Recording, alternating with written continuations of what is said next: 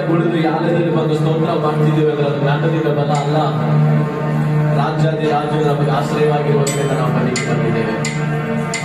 ಆತನು ನಮಗೆ ಆಶ್ರಯವಾಗಿರುವುದರಿಂದ ನಾವು ಸುರಕ್ಷಿತರಾಗಿದ್ದೇವೆ.